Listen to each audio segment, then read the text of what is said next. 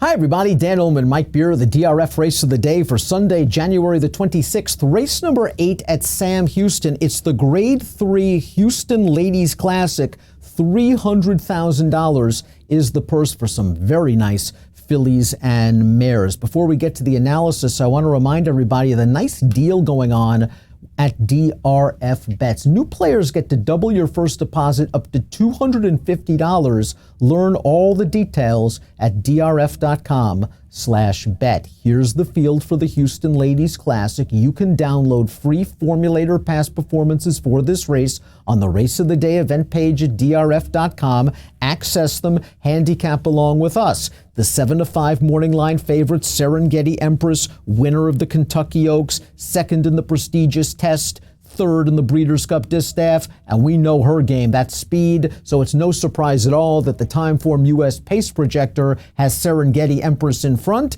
In many ways, she's the horse to catch and beat.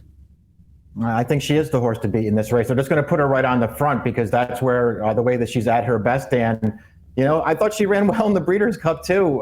They just sent her in there, a race that was faster early and slower late, and she got tired at the end, but she ran pretty well. We're going to watch the stretch drive of the Breeders' Cup Distaff. Serengeti Empress still clear at the 3:16. She did go fast. She's getting tired right now, and Blue Prize and Midnight Bizou, two older mares, are just going to run her down. But you're right, it was a really good effort, a 96 buyer performance. And if she gets loose at this distance, she's going to be very, very tough to beat. The number 2 is Out for a Spin, and not to be outdone, Out for a Spin is a Grade 1 winner in her own right, although she paid over $100 when she won the Ashland back in April at Keeneland, and she looks beat turning into the stretch. But Paco Lopez persevered. I thought the inside was very good at Keeneland this day, and it might have carried Out for a Spin to this victory. Yeah, she was tired at the end of this race, but she does manage to hold on to pull off a big upset. She sort of bombed after that in the Kentucky Oaks, but she came back off of a layoff at the end of last year. Then I thought she ran well in both of her starts on the comeback. This will be her third start of the form cycle, and while she doesn't have Serengeti Empress's speed, she has a little bit of early zip of her own. Maybe, just maybe, she can push Serengeti Empress through the first half mile or so. If that's the case, maybe it would set up for Saracosa's bid at a big price. Saracosa beat Out for a Spin last time out at the fairgrounds. It was a career best effort by a long way. We'll go back to her race 3 back at Ellis Park, a non-winners of one other than, and she's just kind of an even third in here in the red cap. She's the number 5. This effort doesn't exactly make you think she's going to take down horses the likes of Serengeti Empress, Street Band, etc., but she has improved for Brendan Walsh in her last 2 races.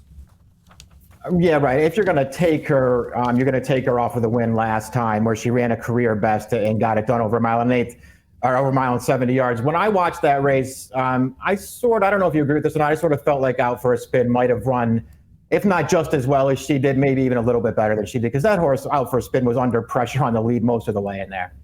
Lady Apple has done some really nice things. She won 3 graded stakes races last year as a 3-year-old filly and was third in the Kentucky Oaks behind Serengeti Empress. Let's go back to the Remington Oaks last time out. It was only a 4-horse field. She's on the outside, and she's going to persevere over an okay allowance listed type named Gold Standard, but she was also 4 wide every step of the way and losing ground. They wanted to run her at Zia Park after this race, but there were some quarantine issues, so she's going to have to come into this off a layoff. Yeah, I mean, we'll see if it affects her. You would hope that she would get better as a 4-year-old. She was certainly good at 3, Dan. I thought maybe she was more well-managed than anything else, but she has talent. She's run some nice races.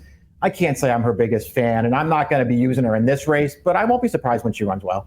My Lady Curlin is rock solid. Maybe not as brilliant as some of the bigger names in this race, but she hit the board in all 10 of her starts last year with 6 wins, including a win in a couple of graded stakes and a win at a mile and an 1/8 in the Lady Jacqueline on August the 17th. Now, this race was at Thistledown, but Gotham Gala, the runner-up, was in very good form at this point in time. My Lady Curlin's just going to hold that horse off to win this race, but she came back to do some good things at Churchill Downs. And last time out, I thought it was a very confident ride. I think you can question the quality of that field a little bit. I mean, I think you can, but she ran well in that race. I thought she ran well in the Chaluki before that in the 1-turn mile. I'm not sure that she wasn't best in that race. She has the win that we just saw there. It feels like all she does is win. I have absolutely no knocks on this horse. Street Band did some really good things as well last year as a 3-year-old filly, winning the Fairgrounds Oaks, the Indiana Oaks, and then beating Serengeti Empress and Guarana in the Grade 1 Cotillion. It seemed that every time she lost last year, she had an excuse. Yeah, hey, listen, I would even, maybe extend that a little bit out to the Breeders' Cup last time, because as disappointing as she was, that was just a race where I thought she got a little bit too headstrong early and didn't settle before she got tired. I think she's going to run a lot better in this race. And a lot of horses just didn't seem to handle that footing for one reason or another at Santa Anita this past Breeders' Cup. And I wonder if Street Band was one of them. That Cotillion was a very striking, prolonged run at 1 1/16. This is her distance. And if Serengeti Empress gets pushed a little bit, perhaps Street Band, the one to run her down. That's where you're going as we take a look at our top selection for the Sunday race of the day. I want My Lady Curlin. I respect her consistency. I think she has some tactical speed to work out a trip. She's a little older than these 4-year-olds, battle tested. I want to give her a shot at maybe a little bit of a price. Yeah, I was sort of torn between the 5 and the 6. I went back and forth a couple of times. I ultimately settled on Street Band, but I thought both of them had a real chance to beat Serengeti Empress. We'll see what Serengeti Empress does in her 4-year-old debut. Multiple Grade 1 winner, Kentucky Oaks winner as well. She's the one to catch and beat. We'll try to beat her. I'll go 5-1-2-4. Mike 6-5-1-2. It's the Grade 3 Houston Ladies Classic. It's your Sunday race of the day with an approximate post of 5:20 Central. Good luck.